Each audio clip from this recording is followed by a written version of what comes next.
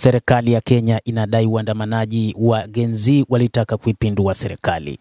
Waziri wa mambo ya ndani wa Kenya, Kipchumba, anasema kuwa maandamano yaliyofanyika katika maeneo tofauti nchini humo siku ya jana na hata leo yalikuwa na jaribio la kufanya mapinduzi kuondoa utawala uliopo madarakani. Polisi jana hawakutumia nguvu kupita kiasi, bali walizima jaribio la mapinduzi, alisema Waziri Murkomen akizungumza na waandishi wa habari muda mfupi uliopita.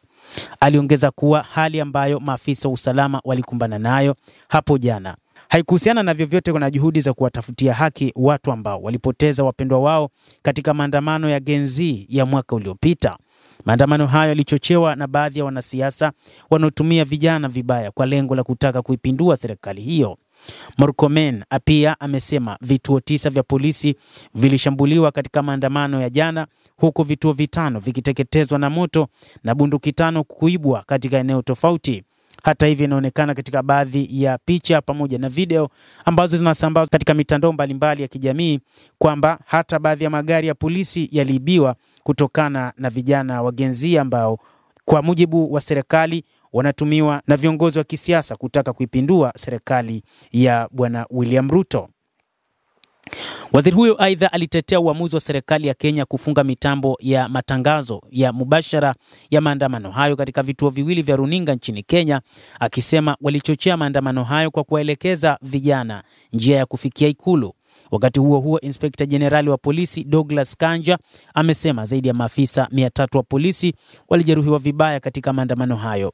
Kanja ametoa onyo kwa wahalifu waliohusika katika maandamano ya jana kuwa watasakwa na kukamatwa kabla ya kufunguliwa mashtaka. Hali nchini Kenya bado imekuwa ni ngumu sana kutokana na maandamano yanayoendelea, huku baadhi ya watu wakiumizwa vibaya kutokana na jinsi ambavyo serikali kupitia jeshi la polisi inaamua namna ya kutumia nguvu katika kuwaondoa vijana hao ambao kwa mujibu wa serikali walikuwa na mpango wa kuipindua serikali ya Rais William Ruto. Hata hivyo, Rais Ruto siku ya jana aliwaambia vijana waandamani, lakini wafanye maandamano ambayo yasingeleta uharibifu. William Ruto ni miongoni mwa marais katika Afrika ya Mashariki ambao taifa lake limekumbwa na migogoro mingi, hasa maandamano ya kile ambacho Gen Z, moja kati ya jina maarufu katika Afrika Mashariki lililopewa vijana ambao wanapambania maisha yao, lakini pia wakipambania haki kama ambavyo wanadai. Serikali yake imekumbwa na changamoto hizo za maandamano, lakini maandamano hayo yamesababisha vifo pamoja na majeruhi kwa watu mbalimbali nchini humo kutokana na namna ambavyo serikali kupitia jeshi la polisi limekuwa likipambana na waandamanaji.